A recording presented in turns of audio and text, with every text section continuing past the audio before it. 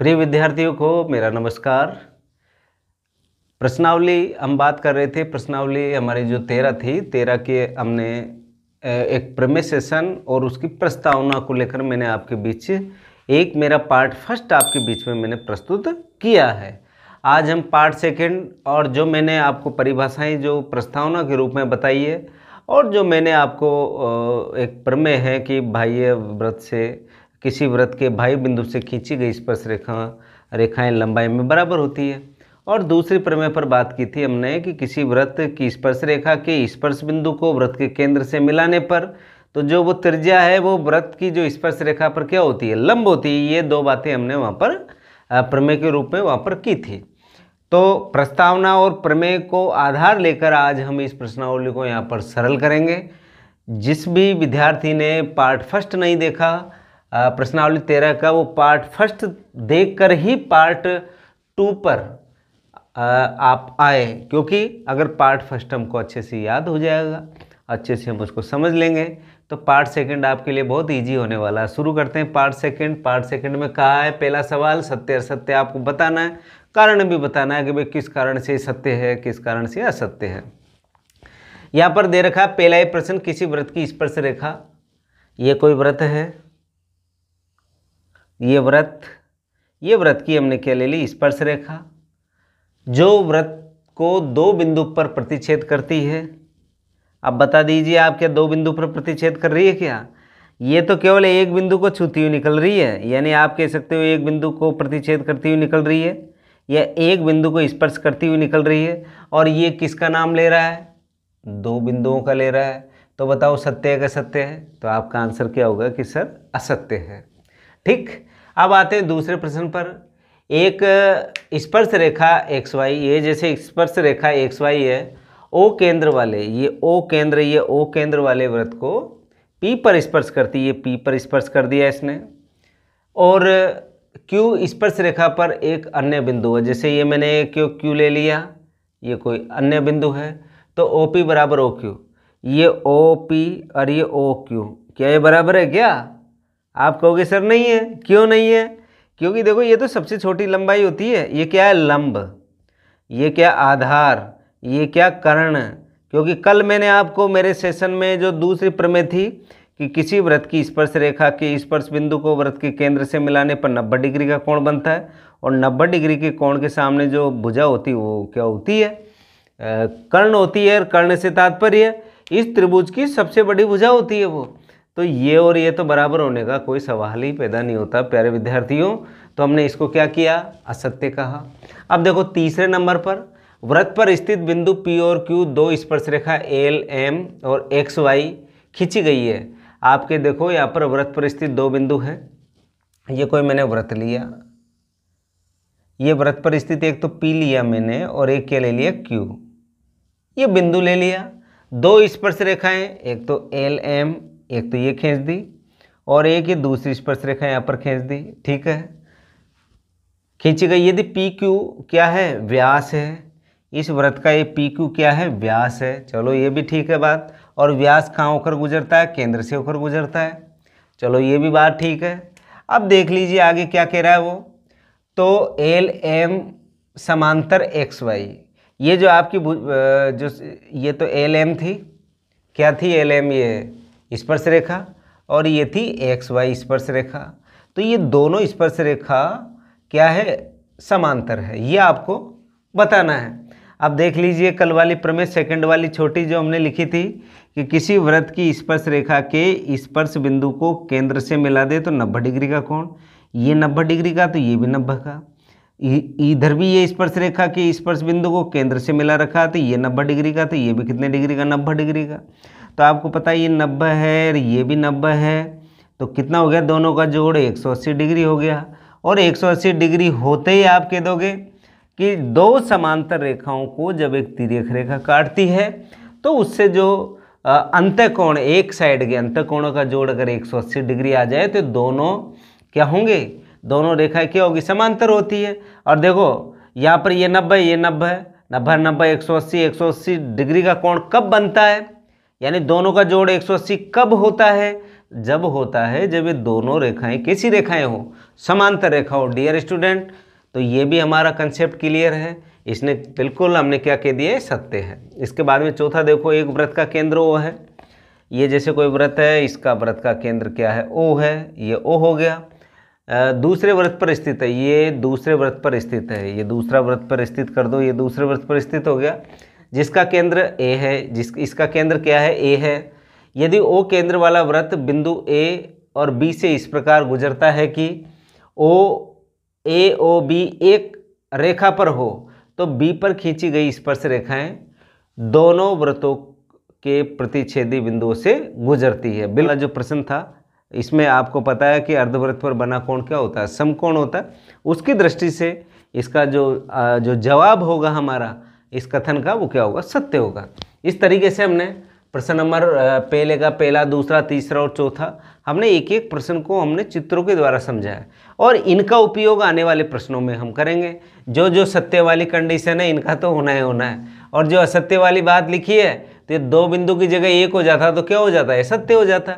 और यहाँ पर भी अगर दोनों रेडियस होती, त्रिज्याएं होती, तो वहाँ पर हम सत्य कर देते, लेकिन यहाँ पर OP और OQ अलग अलग है। इसी तरह समांतर रेखा वाला, समांतर रेखा को जब एक तिर्यक रेखा काटती है, अगर एक साइड के कोणों का योग 180 डिग्री है तो समांतर रेखा, और 180 डिग्री नहीं है तो समांतर रेखा नहीं है। ये अर्धवृत्त वाले जो हमने प्रमेय पढ़ी थी 12वीं 11वीं प्रश्नावली 12वीं में, उसका उपयोग करते हुए चौथा प्रश्न हमने यहाँ पर सरल किया है। अब बढ़ते हैं अगले प्रश्न की ओर, नंबर 2। और प्रश्न नंबर 2 में भी आपको फिल इन द ब्लैंक्स यानी रिक्त स्थानों की आपको पूर्ति करनी है प्यारे विद्यार्थियों। तो यहाँ पर पहला ही प्रश्न ले रहा हूँ कि एक वृत्त पर स्थित एक बिंदु से स्पर्श रेखाएं खींची जा सकती है। मैंने आपको बताया था वहाँ पर बहुत सारी मैंने कंडीशन आपको बताई थी कि वृत्त की परिधि पर, वृत्त के अंदर, वृत्त के बाहर, दो वृत्तों से संबंधित तो कितनी कितनी स्पर्श रेखाएं खींची जा सकती, वहाँ पर मैंने प्रस्तावना वाले सेशन में मैंने आपको बताया था। उन्हीं में से एक प्रश्न यहाँ पर आपके बीच है। यहाँ पर कहा है कि एक वृत्त है, ये वृत्त है, इस वृत्त पर स्थित एक बिंदु से, ये वृत्त पर स्थित एक बिंदु ले लिया, इससे कितनी स्पर्श रेखा खींची जा सकती है। तो आपका जवाब होगा, दिख रहा है आपको सामने कि जब एक वृत्त है, वृत्त की जो परिधि कह दें या वृत्त पर स्थित एक बिंदु कह दें, इसको हमने कह दिया P कह दिया, ये केंद्र O है, तो इससे कितनी स्पर्श रेखा खींची जा सकती है। तो आपका जवाब होगा यहाँ पर कितनी, एक स्पर्श रेखा यहाँ पर क्या खींची जा सकती है। पहला हमने आंसर दिया। अब इसके बाद में सेकंड वाला है कि वृत्त को दो बिंदुओं पर प्रतिच्छेद करने वाली रेखा, ये कोई वृत्त है और ये दो बिंदुओं पर क्या कर रही है, प्रतिच्छेद कर रही है रेखा। तो इस रेखा को कौन सी रेखा बोलते थे हम, छेदक रेखा, जो कि मैंने आपको बता रखा कल वाले सेशन में जो प्रस्तावना वाला है। तो हमारा जो जवाब होगा यहाँ पर क्या होगा, छेदक रेखा, छेदक रेखा। ये आपका यहाँ पर फिल इन द ब्लैंक्स के रूप में आप यहाँ पर लिखोगे। नंबर 3 है, एक वृत्त की खालिस्तान समांतर स्पर्श रेखाएं हो सकती है। ये जैसे आपका कोई वृत्त है, ये इस वृत्त की जीवा है, एक स्पर्श रेखा ये हो गई, एक स्पर्श रेखा यहाँ पर हो गई। तो आप कहोगे कि एक वृत्त की समांतर स्पर्श रेखाएं हो सकती है, तो समांतर स्पर्श रेखाओं के रूप में हम यहाँ पर जो सेकंड वाली जो कंडीशन है हमारी, उसमें कहेंगे कि यहाँ पर कितनी हो सकती है, 2 हो सकती है। तो यहाँ पर लिखेंगे हम कितना, 2। इसके बाद में आप देखो आगे चौथे नंबर पर, वृत्त तथा स्पर्श रेखा के उभयनिष्ठ बिंदु को, किसको, वृत्त तथा उभयनिष्ठ बिंदु को, यानी ये वृत्त है, ये वृत्त और वृत्त की ये क्या ले ली हमने, स्पर्श रेखा ले ली। अब इसने क्या कहा, वृत्त तथा स्पर्श रेखा के उभयनिष्ठ बिंदु, ये देखो ये बिंदु इस स्पर्श रेखा के साथ भी है, किसके साथ है, स्पर्श रेखा के साथ भी है, और ये बिंदु इस वृत्त की परिधि पर भी है, यानी वृत्त पर भी स्थित है। तो इसको क्या कहेंगे, इसको क्या कहोगे आप, स्पर्श बिंदु। कौन सा बिंदु कहेंगे डियर स्टूडेंट, इसको कहेंगे स्पर्श बिंदु। तो यहाँ पर क्या आंसर होगा, स्पर्श बिंदु आंसर होगा। ये लो भाई, स्पर्श बिंदु आंसर होगा। तो हम यहाँ पर बिल्कुल आसानी से हम यहाँ पर जवाब दे सकते हैं। ये चारों प्रश्न थे, इन चारों प्रश्नों का उपयोग हम बिल्कुल परीक्षा के अंदर करेंगे, परीक्षा क्या प्रश्नों के अंदर हम इनका उपयोग करेंगे। तो प्यारे विद्यार्थियों, आप एक एक लाइन को आप बिल्कुल समझते हुए चलें। आगे बढ़ते हैं प्रश्न नंबर 3 की ओर। प्रश्न नंबर 3 में क्या कहा है, ध्यान दें इधर। दो सकेंद्रीय वृत्त। सकेंद्रीय वृत्त का अर्थ होता है कि ऐसे दो वृत्त जिनका केंद्र एक ही हो। ठीक, जैसे ये एक केंद्र है, इस केंद्र से एक वृत्त तो ये है और इसी केंद्र से एक वृत्त ये है। तो ऐसे दो वृत्त जिनका केंद्र एक ही है तो वह कौन सा, दो सकेंद्रीय वृत्त कहलाते हैं। ठीक, इसका केंद्र को क्या माना हमने, ओ माना, दोनों का केंद्र। अब उसने आगे क्या कहा कि दोनों वृत्तों की त्रिज्या 3 सेंटीमीटर और 5 सेंटीमीटर है। चलो ठीक है, ये छोटे की कितनी दे रखी है उसने, 3 सेंटीमीटर दे रखी है। ये लो भाई 3 सेंटीमीटर है। बड़े वृत्त की उस जीवा की लंबाई ज्ञात कीजिए जो छोटे वृत्त की स्पर्श रेखा हो। बड़े वृत्त की जीवा, ये लो भाई, बड़े वृत्त की क्या हो गई, ये जीवा हो गई। बड़े वृत्त की तो जीवा हो गई और इस छोटे वृत्त की क्या हो गई, ये स्पर्श रेखा हो गई। आपको पता है, दिख रहा है कि नहीं दिख रहा। ये बड़े वृत्त, छोटे को भूल जाओ, बड़े वृत्त को देखो तो यहाँ से यहाँ तक ये क्या कहलाती है, आपको हो गई जीवा है। यानी बड़े वृत्त की तो क्या हो गई, ये जीवा, और इस छोटे वृत्त की क्या हो गई, ये स्पर्श रेखा हो गई। ओके, इसकी लंबाई आपको क्या करनी है, ज्ञात करनी है। तो इसके लिए आपको देखो, छोटे वृत्त की त्रिज्या 3 सेंटीमीटर है, तो बड़े वृत्त की त्रिज्या को हम इस तरीके से बनाएंगे। ये कितने सेंटीमीटर है, 5 सेंटीमीटर, क्योंकि वृत्त के केंद्र से वृत्त की जो परिधि तक जब हम रेखा खींचते हैं तो वो क्या होती है, त्रिज्या होती है। तो बड़े वृत्त की त्रिज्या तो क्या हो गई, 5 सेंटीमीटर हो गई। इसको पी से प्रदर्शित कर दिया और ये इसको क्यू से प्रदर्शित कर दिया और इसको किससे प्रदर्शित किया मैंने, आर से। ओके, अब आपको ये त्रिभुज आपको जो नज़र आ रहा है, इसकी कुछ विशेषताएं आपको बिल्कुल जहन में आ गई होगी मेरे सोचने से पहले। अगर आप नियमित मेरे वीडियो देख रहे हैं तो आपको निश्चित पता लग गया होगा कि ये जो वृत्त है, ये वृत्त की स्पर्श रेखा है। वृत्त की स्पर्श बिंदु को वृत्त के केंद्र से मिला दें तो ये क्या होता है, लंबवत होता है, यानी 90 डिग्री का कोण होता है। और 90 डिग्री के सामने एक भुजा क्या कहलाती है, कर्ण कहलाती है। ये लंब हो गया और ये क्या हो गया, आधार। किससे, पाइथागोरस प्रमेय से। तो यहाँ पर जो जो दे रखा उसको लिखते हैं। दो सकेंद्रीय वृत्त, दो सकेंद्रीय वृत्त या वृत्तों की त्रिज्याएं 5 सेंटीमीटर तथा 3 सेंटीमीटर है। लो भाई, ये हो गई त्रिज्याएं। अब बड़े वृत्त की जीवा की लंबाई ज्ञात करनी है आपको, यानी आपको क्या ज्ञात करना है, आपको पी आर का मान ज्ञात करना है। अब देखो यहाँ पर लिखेंगे चित्रानुसार। आपने चित्र बना लिया, चित्रानुसार कुछ रिजल्ट आप निकाल लोगे। चित्रानुसार आप कहोगे कि ओ क्यू लंबवत है किस पर, पी आर पर। तो कोण क्यू बराबर कितना हो गया, 90 डिग्री हो गया। और कोण क्यू 90 डिग्री होते ही अतः त्रिभुज पी क्यू ओ समकोण त्रिभुज होगा। कौन सा त्रिभुज होगा, समकोण त्रिभुज है। लो भाई, समकोण त्रिभुज हो गया। क्यों हो गया, क्योंकि आपको पता है ये ओ क्यू लंबवत है किस पर, पी आर पर। और लंबवत का मतलब हो गया कितने डिग्री का कोण हो गया, 90 डिग्री का कोण हो गया। और 90 डिग्री का कोण होते ही ये जो आपका त्रिभुज है पी क्यू ओ, कौन सा त्रिभुज हो गया, समकोण त्रिभुज हो गया। ठीक, अब समकोण त्रिभुज में अब लिखते हैं यहाँ पर त्रिभुज पी ओ क्यू ओ में किससे, पाइथागोरस प्रमेय से। पाइथागोरस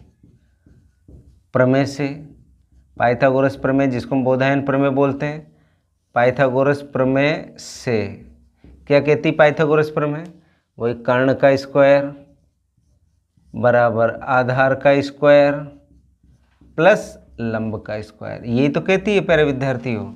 कर्ण कितना है यहाँ पर, 5 है, ये 5 का स्क्वायर हो गया। आधार आपको निकालना है, क्या है, पी क्यू है, ये पी क्यू का स्क्वायर हो गया। लंब कितना है, 3 है, ये 3 का स्क्वायर हो गया। ठीक, 5 का स्क्वायर कितना हो गया, 25 हो गया। पी क्यू का स्क्वायर प्लस 3 का स्क्वायर 9 हो गया, पक्षांतरण कर दीजिए तो ये 9 इधर आ जाएगा, तो 9 इधर आएगा तो प्लस का, तो इधर आके किसका हो गया, माइनस का हो गया। 25 minus 9 is equal to P Q का स्क्वायर। देन 25 में से जब 9 जाएगा तो कितना बचेगा, 16 बचेगा, पी क्यू का स्क्वायर। अब देखो स्क्वायर हटाएंगे तो इधर क्या लग जाएगा, अंडर रूट आ गया 16, ये पी क्यू की वैल्यू आ गई। अब देख लीजिए यहाँ पर, तो यहाँ पर आप पी क्यू का मान यहाँ पर निकालोगे, पी क्यू बराबर 4 किस में, सेंटीमीटर में। आप कहेंगे सर प्लस माइनस होता है, माइनस इसलिए नहीं लिखा क्योंकि ये दूरी है, दूरी का मान कभी भी माइनस में नहीं होता है, इसलिए मैंने 4 सेंटीमीटर के रूप में इसको प्रदर्शित कर दिया। अब आपको तो क्या चाहिए, आपको तो चाहिए पी से लेकर आर की दूरी। अगर आप इस तरीके से बनाओगे तो इधर भी ये वही कहानी हो गई, 5 सेंटीमीटर है 3, तो ये भी कितने सेंटीमीटर का होगा, 4 का होगा। तो यहाँ पर लिखेंगे और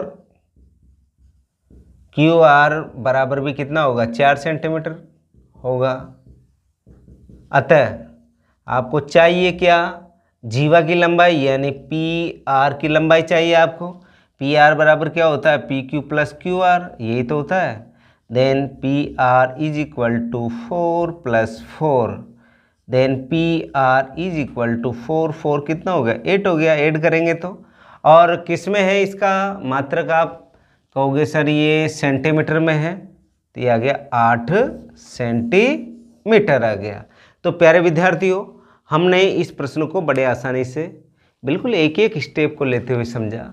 देखो हमने कितना उपयोग किया, 2 सकेंद्र वृत्त की परिभाषा काम में आई, पहले हमने बता चुके हम आप इसको। दूसरी बात, इसकी जीवा क्या होती ये काम में आई। तीसरी बात, आपको वृत्त की स्पर्श रेखा कि स्पर्श बिंदु को वृत्त के केंद्र से मिला दें तो 90 डिग्री का कोण बनाते हैं। वो एक रेखा दूसरे पे क्या होती है, लंबवत होती है। लंबवत का मतलब 90 डिग्री का कोण। ये आप 90 डिग्री का कोण का पता लगा किससे, प्रमेय से लगा। अब 90 का लगते ही फिर आप कह दोगे त्रिभुज की कहानी शुरू हो जाती है। कौन से त्रिभुज की, समकोण त्रिभुज की। समकोण त्रिभुज में क्या लगती है, ये पाइथागोरस प्रमेय लगती है। और पाइथागोरस प्रमेय के उपयोग को लेकर हमने पी क्यू का मान निकाल लिया, और इसी तरह ठीक इसी तरह क्यू आर का मान भी पी क्यू के बराबर ही होगा। तो अब उसने पूछी थी पूरी जीवा की लंबाई, हमने पूरी जीवा की लंबाई यानी एक जीवा को हमने 2 जगह तोड़ दिया था 4-4 सेंटीमीटर में। अब इसको जोड़ देते हैं तो 4 और 4 कितना हो गया, 8 सेंटीमीटर हो गया। परीक्षा की दृष्टि से महत्वपूर्ण प्रश्न है, सरल प्रश्न है। आप इसको बहुत अच्छे से इस प्रश्न को हल करें। और मेरी ये कोशिश रहती है कि प्यारे विद्यार्थियों हम कम प्रश्नों पर चर्चा करें, लेकिन आप जब घर पे जब आप इसकी तैयारी करो तो आप बिल्कुल अक्षरतः एक एक लाइन टू लाइन आप समझते चलें। और जहाँ पर भी आपको समस्या लगे आप कमेंट बॉक्स पे लिख दें, तो कि मेरे आने वाले जो भाग होंगे उसमें उसको मैं बिल्कुल लूँ, जिससे कि आपको ज़्यादा से ज़्यादा लाभ हो। प्यारे विद्यार्थियों, आप बिल्कुल समय का सदुपयोग करते रहें, स्वस्थ रहें। बस आज के लिए इतना ही, धन्यवाद।